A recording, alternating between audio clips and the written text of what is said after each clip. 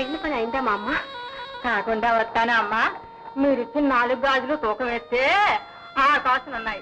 మీరు చెప్పిన సరుకులన్నీ తెచ్చాను. ఇదిగో డబ్బులమ్మా, లెక్క పెట్టుకోమ్మా. మా అమ్మ, ఇక్కడ నువ్వు తీసుకురావడం ఎవరు చూడలేదు కదా? నీకెందుకమ్మా భయం? మీరు ఇక్కడ ఉన్నట్టు ఆ గుళ్ళో దేవుడికి కూడా తెలియనివను. నా కడుపులోనే పెట్టుకుంటాను, సరేనా?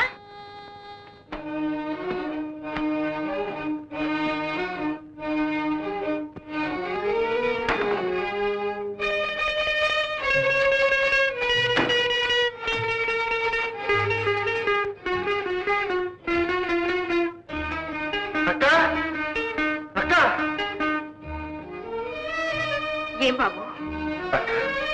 చూడక్క, చూడు, నేను ఎంత బాగా నడవగలుగుతున్నాను. అక్క, ఇదంతా నీ చదవేనక్క. నీ సేవే నాకు పునర్జన్మ ప్రసాదించింది, లేని బలాన్నిచ్చింది. అక్క, మళ్ళీ 4 రోజుల్లో నేను మామూలు మనిషిని అవుతాను. అనుకున్న కార్యాన్ని సాధించి తీరుతాను. నీ కక్ష తీర్చుకోవడానికి నేను సేవ చేశాను. కారణం లేని కక్ష కరుణ లేని రాక్షసత్వం లాంటిది. నా కక్షకు కారణం లేదంటావా? నిర్దోషినైన నన్ను దోషిగా నిరూపించిన ఆ పీడ కారణం ఎలా అవుతారు? సాక్ష్యాల ఆధారంతో నువ్వే హత్య చేసినట్లు వెల్లడై ఉంటుంది.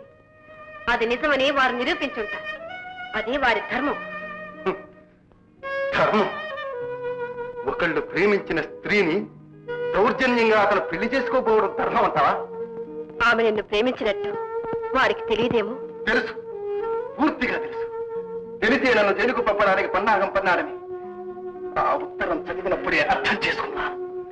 అందుకే అణగిపోయిన ఆవేశం తలెత్తింది. నిద్రపోతున్న శక్తి పురివిప్పింది. నేను వారిని సర్వనాశనం చేస్తా.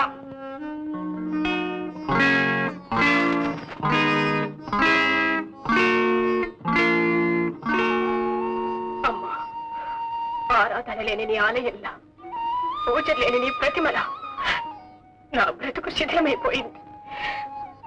మధు మాటలు వింటుంటే ఆ ప్లేడర్ వారేనే ఇవ్వనని అనుమానంగా ఉంది. ఆత్మహత్యకు సిద్ధపడి కూడా వారిని కాపాడుకోవడం కోసం వెనక్కి తిరిగాను. నా అనుమానం నిజం కాకుండా ఉంటే నాకంతకంటే ఇంకేం కావాలి?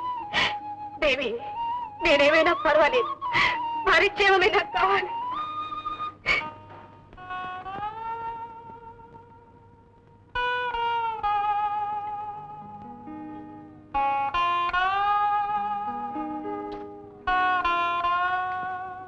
సార్, ఇవాళ హీరింగ్ ఉంది సార్, కోర్టుకు టైం అయింది.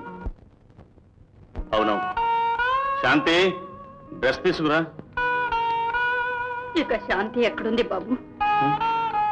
అవును, లేదు కదూ, లేదు. ఇలా చూడు నాయన, గుండె రాయి చేసుకోవాలి, గతాన్ని మర్చిపోవాలి, లేకపోతే బ్రతుకు తెల్లారదు బాబు. ఎలా మర్చిపోనమ్మా? భర్తగా ఆమె జీవితాన్ని పంచుకున్న నేను, ఆమె పవిత్ర ప్రేమతో పునీతుడైన నేను ఎలా మర్చిపోగలనమ్మా? బాబు,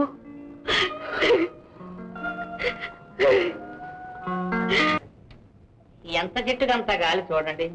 బ్రహ్మచారిని అయితే మాత్రం బరువులు తప్పుతాయా? మా తమ్ముడు కూతురు పెళ్లి, 10,000 రూపాయలు ఖర్చు. మరి ఏదైనా 10,000 అధ్యానం నీకేం పిచ్చి పట్టలేదు కదా? ఇంత అర్జెంటుగా 10,000 కావాలంటే ఎక్కడి నుంచి తెచ్చేదయ్యా? మనం సంపాదించిందంతా ఏమైందండి? నెలవేసి ఉంచానని నీ అభిప్రాయం? ఈ లోపల ఎన్ని ఖర్చులు, ఎన్ని లావాదేవీలు. ఇదిగో 100 ఉంచుకో. 100?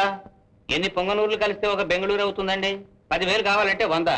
సరేలేవయ్యా, ఇంకో కేసు పట్టు, మొత్తం అంతా నువ్వే తీసుకో. నాయా పైసా నాకు అక్కర్లేదు. ఖాయమేనా? బాబాయ్, బాబాయ్, ఏమిట్రా? అదే మధు జైల్లో తప్పించుకున్నట్ట. కావాలంటే చూడండి, పెద్ద పెద్ద అక్షరాలతో ఎలా పడిందో. మధు అనే యువకుడు జైలు నుంచి పారిపోయాడు, పోలీసులు గాలిస్తున్నారు. అయ్యో బాబోయ్, మన ప్రాణాలు తీయడానికి. అదేమిటి బాబాయ్, మధు బయటపెడితే పరధ్యానంగా కంగారు పడతారండి. ఈ కేసులో ఏమన్నా నీకు మర్చిపోయిందా లేకపోతే ఆయన మర్చిపోయిందా? మధు జైల్లో ఉంటే మనకే, బయటకు వస్తే మనకే. మనకే ఏదో నేను నవ్వుతా అన్నాను కానీ. నవ్వుతా ఏడిపిందుకు? నోరు ముస్తావు లేదా నువ్వు? అంటే కోపం నా పేపర్ నటించండి. పరధ్యానం నీకు బుద్ధి లేదయ్యా. ఉండేదండి ఒకనాడు, అది మీకే అప్పచెప్పాను. ఉద్ధరించవలే. మధుగాడు ఏమైనా మళ్ళీ అదే మాట. ఇదేంటమ్మా, పేపర్ తీసుకొస్తే నువ్వేదో చూపిస్తావు అనుకున్నాను. ఏడుస్తావేంటమ్మా? నా బ్రతుకే ఏడిపోయిపోయింది. నా ఉత్తరం వల్లే ఆయన బయటపడి ఉంటారు. ఏం అపాయం జరుగుతుందో ఏమో. సరేనమ్మా, మధు జైల్లోంచి బయటపడ్డాడని తెలియగానే ఆ పరధ్యానంగా ఎందుకు గదగలాడిపోయింది? ఏముంది, ఆ హత్యకు ఆయనకు ఏమీ సంబంధం లేదు. వాళ్ళు ఏదో గూడు పుటాణి చేసి ఆయన అన్యాయంగా జైలుకు పంపి ఉంటారు. ఓహో, అదా సంగతి. చెల్లాయి, నువ్వు మాత్రం ధైర్యంగా ఉండమ్మా. వాళ్ళ లోగుట్టు ఈ పెరుమాళ్ళు తెలుసుకుంటాడు. అన్నయ్య, ఆయన ఆయన ఆయన మీ ఆయనే, ఎన్ని జన్మకైనా మీ ఆయనే. మధు ఎక్కడున్నా సరే వెతికి పట్టుకొచ్చి నీతో మాట్లాడి ఏర్పాటు చేస్తాను. నేను ఎవరో తెలుసా? నేనే. నువ్వు మాత్రం కొంచెం ధైర్యంగా ఉండమ్మా.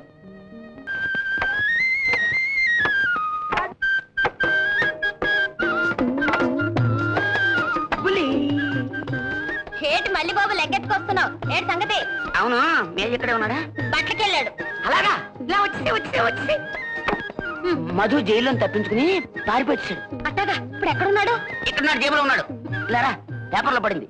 ఆ పేపరు పరధ్యానంగా పట్టుకుని ఇట్ట వణుకుపోయాడు. ఈడకే వచ్చిందబ్బా. అదే నాకు అర్థం కావట్లేదు. బుల్లి, పరధ్యానంగడికి నువ్వంటే భయం. వాడిని ఎట్టా కొట్టగా ఐస్ చేసి వాళ్ళు లోగుట్టు బయట పెట్టారు.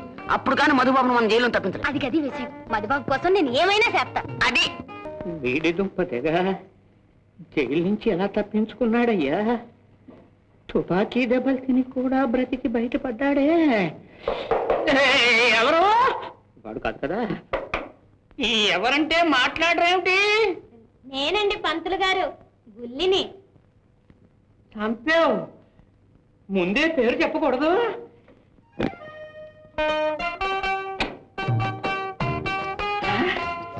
ఇదేమిటి రాత్రి కూడా వచ్చావు? కొంచెం ఇలా రండి.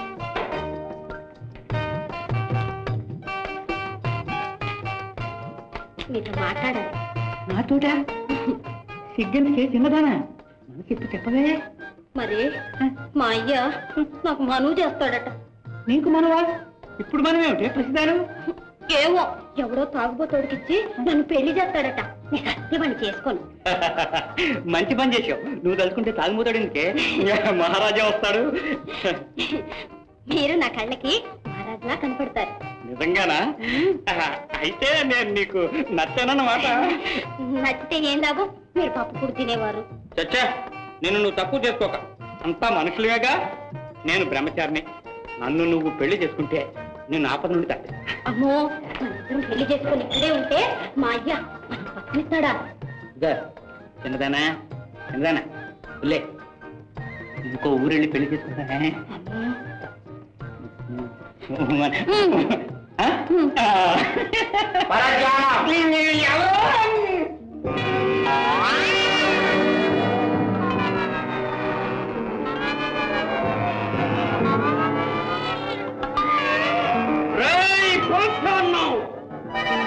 అప్పుడే మర్చిపోయావరా నన్ను?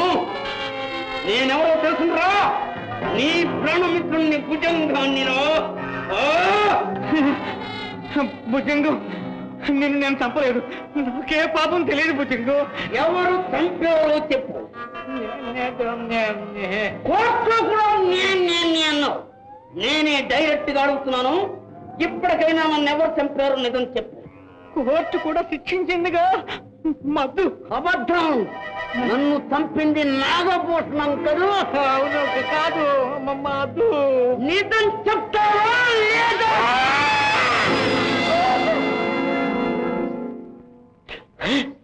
అయ్య బాబోయ్, నిజంగా చచ్చిపోయినట్టున్నాడే. బుల్లి బుల్లి, ఈడు నిజంగా చచ్చిపోయినట్టున్నాడే.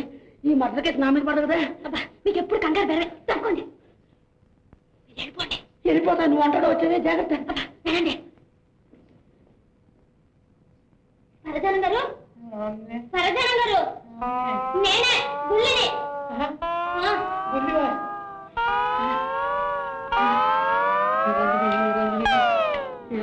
అమ్మ బాబాయ్, మీ మీద దెయ్యాలు భూతాలు ఆడుతున్నాయి. నేను మిమ్మల్ని పెళ్లి చేసుకుంటే నేను ఎగముండని అయిపోతా. నేను వెళ్ళిపోతా బాబు.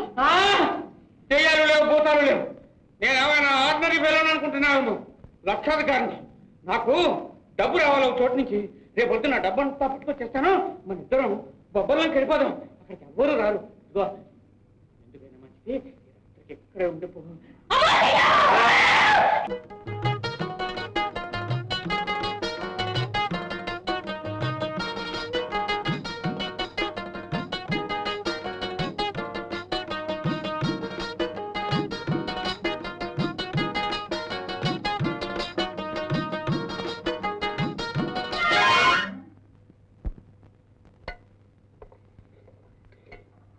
అక్క, ఆ ఫ్లేవర్ ఎవడని అడిగావు కదా, చూడు.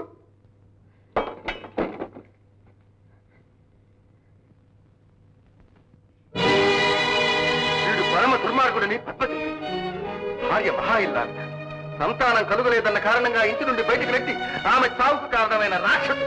అక్క, వీడిపైన దాడి చూపేసి ఇల్లాలను దారుణంగా చంపి రెండో పెళ్లికి మాట వేసిన చండాలను వీడిని చిత్రవద చేసి ఆ పచ్చిరెత్తులతో స్నానం చేస్తానక్క.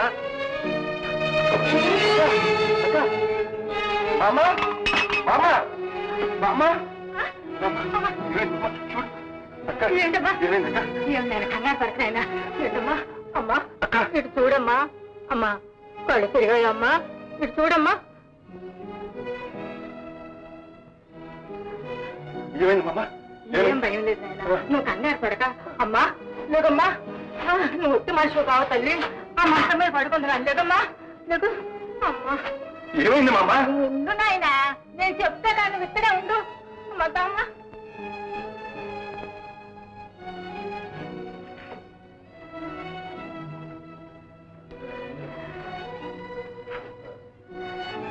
పడుకో అమ్మా.